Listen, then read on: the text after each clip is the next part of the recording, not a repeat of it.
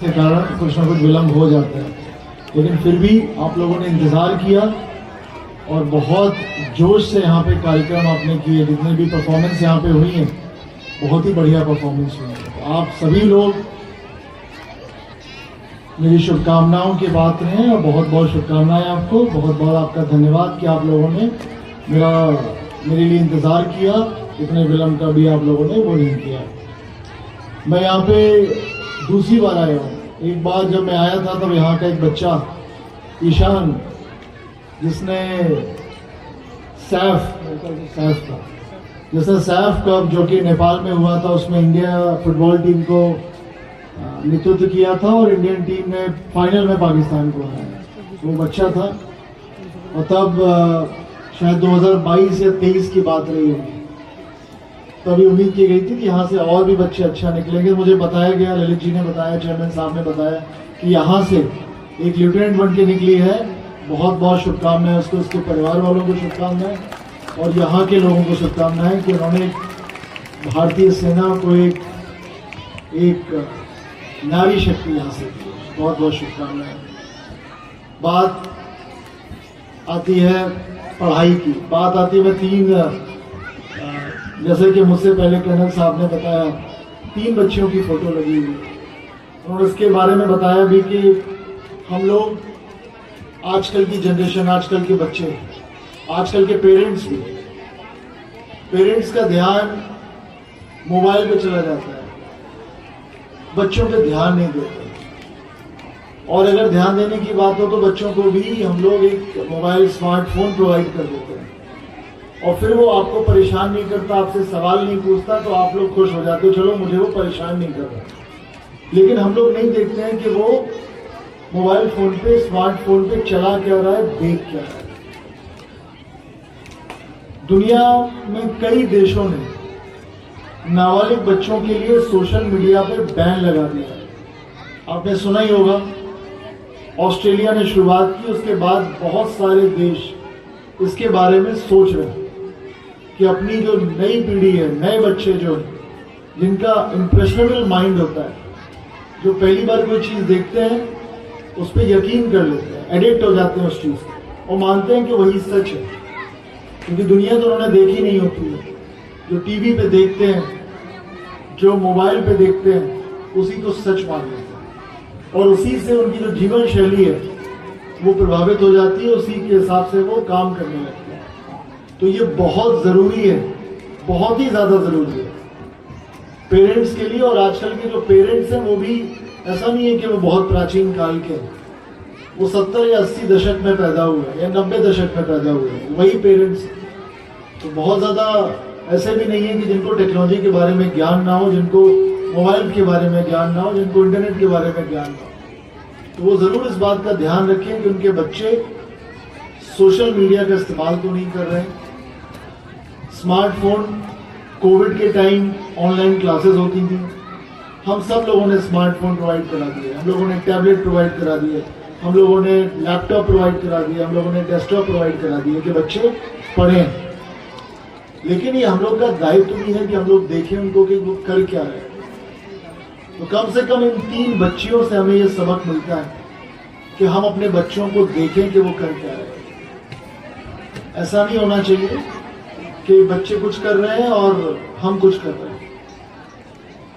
इस बात का हम लोग विशेष ध्यान रखें। एक बात और आती है, वो मैं इसलिए बता रहा हूँ क्योंकि मैं जिस जिले में जाता हूँ उस जिले की ये समस्या है कि जो बच्चियाँ होती हैं जिनकी उम्र पढ़ने के लिए होती है 15 साल, 16 साल, 17 साल, 18 साल या 19-20 साल की, वो चली जाती हैं लड़कों के साथ। इलोपमेंट के केसेस बहुत ज़्यादा हो रहे हैं। हरदोई में था, अलीगढ़ से पहले में, तो हरदोई में लगभग 150 से 125 लड़कियां हर महीने जाती, हर महीने। और अलीगढ़ में भी लगभग 100-125 लड़कियां हर महीने चली जाती हैं। और इसमें से अधिकांश जो लड़कियां होती हैं वो नाबालिग, 15, 16, 17 साल की लड़की। कई केस ऐसे होते हैं जो हम बच्चियों को बरामद करते हैं तो पता चलता है कि वो प्रेग्नेंट हो गई और फिर बड़ा कॉम्प्लिकेटेड केस पड़ जाता है हम लोग के लिए भी, कि लड़के को भी हमने पकड़ा, लड़के के साथ क्या करें। कानूनन ये अपराध है, नाबालिग बच्ची के साथ संबंध बनाना या उसके साथ शादी करना, ये कानूनन अपराध है। तो हमें उस लड़के को जेल भेजना पड़ता है। लड़की के घर वाले लड़की को स्वीकार नहीं करते हैं, लड़के की जमानत होती है और फिर लड़की जब बालिग होती है तो उस लड़के के साथ चली जाती है और फिर वो कुछ नहीं करती है लाइफ में, उसका फ्यूचर खत्म हो जाता है। तो आप अपने बच्चों को भी देखें, वो वहीं से शुरू होगा कि स्मार्टफोन देखेंगे क्या होगा। जिस समय बच्चों को पढ़ना चाहिए, जो बच्चों के पढ़ने की उम्र है, उसमें केवल पढ़ाई करनी चाहिए और कुछ नहीं। हमारे ग्रंथों में लिखा गया है, काक चेष्टा बको ध्यानम श्वान निंद्रा तथा अल्पाहारी गृह त्यागी विद्यार्थी 5 लक्षण, 5 लक्षण होते हैं। उस समय सोशल मीडिया नहीं होता था, तो अगर सोशल मीडिया होता तो मैंने हरदोई में जब ये बात की तो हरदोई के लोगों ने उसमें एक चीज और जोड़ी कि सर ये 5 लक्षण नहीं होने चाहिए, इसमें 6 लक्षण होने चाहिए। सोशल मीडिया त्यागी ये भी होना चाहिए कि कम से कम जब तक हम लोग स्टूडेंट हैं तब तक सोशल मीडिया का इस्तेमाल ना करें। आप लोग समझ रहे हो कि नहीं समझ रहे हो? बच्चों से पूछ रहा हूं मैं, तो बच्चों को लग रहा होगा कि तो मना कर रहे हैं इंस्टाग्राम पे, ये सब गलत है। पेरेंट्स तो जरूर मेरी बात को समझ लें अच्छे से।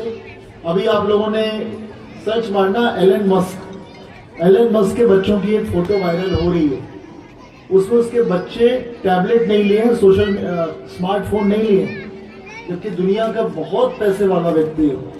अगर सबसे अमीर नहीं है तो टॉप 5 अमीर लोगों में है। वो अपने बच्चों के लिए कुछ भी दे सकता है, लेकिन उसके बच्चे किताब लिए हैं हाथ। आप लोग देख लें, वो व्यक्ति जो दुनिया का शायद सबसे अमीर व्यक्ति है, वो भी अपने बच्चों को टैबलेट नहीं दे रहा है, वो बुक्स दे रहा है, मैथ्स की बुक्स दे रहा है, साइंस की बुक्स दे रहा है। हम लोग क्या कर रहे हैं? हम लोग स्मार्टफोन दे रहे हैं। एक स्टडी ये भी कह रही है स्मार्टफोन के यूज से हम लोग की मेमोरी पे फर्क पड़ता है। हम लोग जो याद करते हैं चीजें, मेमोरी में हम लोग सेव करते हैं, स्टोर करते हैं, वो सब मेमोरी डैमेज हो रही है सोशल मीडिया और ब्लू स्क्रीन के ज्यादा एक्सपोजर से। उसको भी देखिए आप, बहुत गलत असर पड़ रहा है रेडिएशन का हमारे दिमाग पे, खासतौर पर हमारे बच्चों के दिमाग पे। ये बहुत इंपॉर्टेंट है। अक्सर हम लोग इस बातों को नहीं कहते हैं, हम लोग बहुत ही नॉर्मल मान लेते हैं इन चीजों को। बात यह है कि सोशल मीडिया अभी मुश्किल से 10 साल पुराना है और लोगों ने इसका जो हार्मफुल इफेक्ट है वो किसी ने देखा नहीं है। वो आप लोग को पता चलेगा 10-20 साल बाद, लेकिन तब तक इतनी स्थिति खराब हो चुकी होगी कि हम लोग कुछ कर नहीं पाए। तो ये बहुत इंपॉर्टेंट है कि कम से कम जब हम लोग को पता है कि उन 3 बच्चियों की दुर्भाग्यपूर्ण ढंग से मृत्यु हुई है, तो हम लोग कुछ सबक लें इनसे और हम लोग अपना समय का सदुपयोग करें। मुझे बहुत अच्छा लगा कि यहाँ पे आउटडोर इवेंट में बच्चों को इनाम मिला, बहुत अच्छी बात। जितना आउटडोर हम करेंगे, जितना बाहर का काम करेंगे, दौड़ेंगे, खेलेंगे, जो भी कुछ करेंगे, उतना सब हमारे लिए फायदा करेगा। तो क्लास में रहना है, पढ़ाई करना जो टीचर्स पढ़ा रहे हैं, उसके बाद बच्चों को स्मार्टफोन मत दीजिए। अगर वो 2 घंटे स्मार्टफोन पे लगा रहे हैं तो उनको 2 घंटे उनको ग्राउंड में दौड़ने दीजिए, उनको खेलने दीजिए, उनसे बहुत डेवलपमेंट होगा। उस चीज को आप लोग जरूर करिएगा। एक चीज और शिकायत सी आती है कि बहुत ठंड पड़ती है तो हम दबाव बनाने लगते हैं प्रिंसिपल पे, स्कूल के टीचर्स पे कि छुट्टी करा दो। ये भी बहुत गलत। हमें बच्चों को टफ बनाना है और टफ आदत पड़ती है छोटेपन से ही। अभी कर्नल साहब बैठे हैं, शायद जानते ही होंगे सियाचिन में कितनी ठंड पड़ती है, और वहां पे अगर बच्चे हमारे सुबह की ठंड बर्दाश्त नहीं कर पाएंगे, यहाँ की हापुड़ की जो 0 भी टच नहीं करता, तो वो बड़े होकर सियाचिन के -30 -40 में कैसे ड्यूटी कर पाएंगे?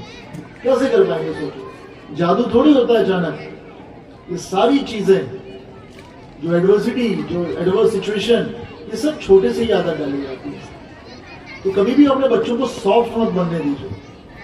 जब मैं हाई स्कूल 12th मैंने की है तो हमारी परीक्षा बोर्ड की परीक्षा की बात कर रहा हूँ, यूपी बोर्ड, वो सुबह 7 बजे होता था और मैं देख रहा हूँ तो शायद बोर्ड की परीक्षा शायद 8:30 बजे से, अब सोचिए 1.5 घंटे, उसमें 15 मिनट एक्स्ट्रा दे दिया गया कि आप पेपर पढ़ोगे, हमें कोई मिनट एक्स्ट्रा नहीं मिलता था। 3 घंटे का एग्जाम होता था, 7 से 10, मॉर्निंग 7, किसी का पेपर मिस नहीं होता था, सब टाइम पे पहुंच जाते थे, सुबह जल्दी उठते थे, उन्हीं 3 घंटों में पेपर पढ़ते थे। तो we have become very soft, हर चीज के लिए हमें बस डिमांड करने लगते हैं कि छुट्टी करा दो, बारिश हुई तो छुट्टी करा दो, बहुत गर्मी पड़ी छुट्टी करा दो, बहुत ठंड पड़ी, कोहरा पड़ गया छुट्टी करा दो। नहीं, बच्चों को वो भी झेलने दो, आप ठंड भी झेलने दो, कैसी ठंड होती है, उनको रजाई में मत रखो, उनको आप बाहर निकालिए जिससे वो देखें कि किस तरह के मौसम होते हैं, किस तरह की विपरीत परिस्थितियां होती हैं। हमारे देश के महापुरुष नदी तैर के पढ़ने जाते थे, पढ़ा ही होगा आप लोगों ने। हमारे देश के महापुरुष प्रधानमंत्री बने बाद में कि वो नदी में नाव नहीं थी, उस पुल नहीं था उस नदी में, वो तैर के जाते थे, विद्यालय नदी की दूसरी तरफ था।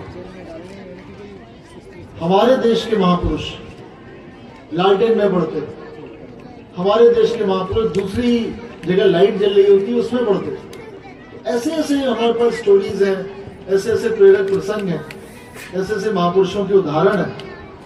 तो फिर ये सॉफ्ट वाला काम हम लोग छोड़ दें, कोई मतलब नहीं इन चीजों से। और पेरेंट्स से मैं जरूर कहूंगा बच्चों को टफ बनाएं, तभी बच्चे आगे कुछ कर पाएंगे। ये नहीं कि इतनी ज्यादा पैम्परिंग कर दी है कि मतलब हर चीज में बच्चे रोएंगे, क्लास में कंप्लेन करेंगे। Don't do this. उनको थोड़ा टफनेस लाइए बच्चों में कि वो अच्छे से इन सबको देखें, तभी ये छोटे छोटे चैलेंज का सामना करेंगे तो बड़े बड़े चैलेंज को बड़े आराम से वो लोग झेल पाएंगे और उन पर विजय प्राप्त करेंगे। अगर इन्हीं में आप लोग उनको सपोर्ट देना शुरू कर दोगे, उनकी उंगली पकड़ना शुरू कर दोगे, तो आगे जाके कोई भी चैलेंज वो पार नहीं कर पाएंगे, हमेशा दिक्कत आएगी। बच्चों इस चीज को समझिए, आप खूब पढ़ाई करिए, जितनी पढ़ाई कर सकते हो। इस समय आपको केवल पढ़ाई करना है और उसके अलावा आउटडोर में जो भी आपको करना है, ये पूरा समय आपका पढ़ाई का है। अपॉर्चुनिटीज आपके पास हैं, आप अपने आप को लकी समझो कि आप इतने अच्छे विद्यालय में पढ़ते हो, एनसीआर में है, जो सारी अपॉर्चुनिटीज आपके लिए खुली हुई। यहाँ से बच्चे निकल के बड़े बड़े काम कर रहे हैं, तो वो उदाहरण भी आपके सामने है। केवल मेहनत की बात, आप केवल मेहनत करिए और कोई टेंशन मत दीजिए, बाकी कोई भी टेंशन मत लीजिए। सारी टेंशन आप पेरेंट्स को दे दीजिए। बस अपने पेरेंट्स से ये कहिए कि मैं मेहनत करूंगा या करूंगी और मैं मेहनत करके देखूंगी। चाहे लड़का हो चाहे लड़की हो, सबके लिए समान अवसर, समान। केवल बात आपकी है कि आप उस अवसर का सही से इस्तेमाल कर रहे हैं कि नहीं कर रहे, वो इम्पोर्टेंट है। अवसर सबको मिलेंगे, सबको, यहाँ जितने भी बच्चे बैठे हैं सबको अवसर मिलने वाले हैं। कोई ऐसा नहीं कि कहे कि सर मुझे अवसर नहीं मिलेगा, लेकिन बात यह है कि आप क्या उस अवसर के लिए तैयार हो, क्या आपकी तैयारी है, वैसी है तैयारी, वो आपको साबित करो। इंडियन टीम में 11 लोग ही खेलते हैं ना, इंडियन क्रिकेट टीम में, लेकिन कहीं आपको ऐसा पता है कि कोई बहुत ही वर्ल्ड क्लास प्लेयर हो जिसको मौका ना मिला हो इंडियन टीम में? सबको मौका मिलता है, कोई नहीं कह सकता कि मुझे मौका मिला कि मुझे मौका नहीं मिला, सबको मौका मिलता है। लेकिन बात इसकी है कि उस मौके को कितना वो मौके का फायदा उठा पाता है। वही सचिन भी आपने देखा, सचिन तेंदुलकर भी था, विनोद कांबली का भी एग्जाम्पल आपको पता है। बड़े बड़े उदाहरण है आपके पास, आपको प्लेस मिलती है, आपको खेलने का मौका मिलता है। कुछ महान बन जाते हैं, कुछ गायब हो जाते हैं। गायब वही होते हैं जो उतनी मेहनत नहीं करते, महान वो बनते हैं जो निरंतर अपने आप में इंप्रूवमेंट लाते रहते हैं, बेहतर करते रहते हैं। सिंपल सी चीज है कि आज 22 तारीख है, कल आपको आज से बेहतर होना है। 24 तारीख के आप 23 तारीख से बेहतर हो, 25 तारीख के 24 तारीख से बेहतर हो। प्रत्येक दिन आपको अपने आप को बेहतर करते रहना है, तभी आप बेहतर होते जाओगे ऑटोमेटिकली। कुछ नया नहीं करना। कुछ चीज पढ़िए, पढ़ने की आदत बहुत डालिए, जितनी भी आपकी बुक्स हो लाइब्रेरी में सब पढ़ डालिए। थॉमस अल्वा एडिसन का नाम सुना है आप लोगों ने? किसने सुना है? बस सबने सुना होना चाहिए। मैं सबके हाथ देखना चाहता हूं ऊपर, किसने नहीं सुना थॉमस अल्वा एडिसन का नाम? मैं आपको कुछ पैसा दूंगा। तो उसको ये आदत पड़ी, पहले लालच दिया गया उसको, जब उसको आदत पड़ गई तो उसने सारी बुक्स पढ़ डाली और उसके बाद वो दुनिया का सबसे महान आविष्कारक बना। सबसे ज्यादा पेटेंट उसके पास थे, सबसे ज्यादा आविष्कार उसके पास थे। ग्रामोफोन से लेके बल्ब तक उसके आविष्कार, 1000 के ऊपर उसके आविष्कार कहे जाते हैं। पढ़िए लोगों के बारे में, बुक्स पढ़िए, फोन छोड़िए, बुक्स पढ़िए। और जितनी भी बुक्स आपकी लाइब्रेरी में उनको पढ़िए। ऑनलाइन मंगा सकते हैं, लेकिन प्रत्येक बच्चे को ये उम्र है बुक पढ़ने की आदत डालिए। बुक्स पढ़ोगे आपको सब कुछ मिलेगा, ऐसा कुछ नहीं है कि ना मिले। आपकी आदत ये होनी चाहिए कि कम से कम महीने में मुझे 2-3 किताबें तो मिनिमम पढ़नी है, मिनिमम। हफ्ते 10 दिन में एक किताब आपको पढ़ डालनी है। और उनको पेरेंट को चाहिए कि वो देखें कि क्या पढ़ा बच्चों। ये आपको खुद इन्वॉल्व होना पड़ेगा, तभी बच्चे। आजकल बहुत ज्यादा कंपटीशन है, बहुत तगड़ा कंपटीशन, तो बच्चों को हमें तैयार करना पड़ेगा कि कैसे वो प्रेशर को झेलते हैं, कैसे स्ट्रेस को झेलते हैं, बिना स्ट्रेस दिए हुए। धीरे धीरे उनको आदत डालिए। जब उनको आदत पड़ जाएगी तो कोई भी समस्या सामने आएगी, कोई भी डिफिकल्टी, कोई भी चैलेंज, उसका बहुत बढ़िया तरीके से वो सामना करेंगे और आपका नाम रोशन करेंगे, आपके विद्यालय का नाम रोशन करेंगे, आपके क्षेत्र का नाम रोशन करेंगे और पूरे भारत का नाम रोशन करेंगे। मुझे बच्चों से इंटरेक्ट करना बहुत अच्छा लगता है, तो जैसे ही मुझे ललित जी ने बताया कि आना है तो मैंने कहा मैं तो आऊंगी। बस वो शेड्यूल का इश्यू रह जाता है, कभी कभी व्यस्तता हो जाती है। तो पुनः आप लोगों ने मेरा इंतजार किया, सुबह 11 बजे से आप लोग बैठे हो, उसके लिए बहुत बहुत आपका धन्यवाद। और मैं चाहूँगा कि कभी मुझे मौका मिले आने का, तो मैं नई नई स्टोरीज मुझे मिले यहाँ पे सुनने को, नए बच्चों के बारे में पता चले कि बच्चों ने क्या क्या किया। मैं चाहूँगा आप जब बड़े हो 20 साल बाद, 30 साल बाद, जब आपके बच्चे हों, तो उन बच्चों को अपनी कहानियाँ सुनाओ कि मैंने ये किया था, मैं ये हूँ। किसी और की कहानी नहीं सुनानी उनको, अपनी कहानी सुनानी कि मैंने ये किया। और सब लोग अगर ये प्रण ले लें ना कि मैं अपनी कहानी सुनाऊंगा, तो वो मोटिवेशन जो मिलेगी उसको कोई तोड़ नहीं सकता। उन्हें ढेरों शुभकामनाएं, पूरे विद्यालय के मैनेजमेंट कमेटी को, चेयरपर्सन साहब को, प्रिंसिपल मैम को, सारे टीचर्स को, सारे बच्चों को, सारे उनके पेरेंट्स को ढेरों शुभकामनाएं। जय हिंद, जय भारत।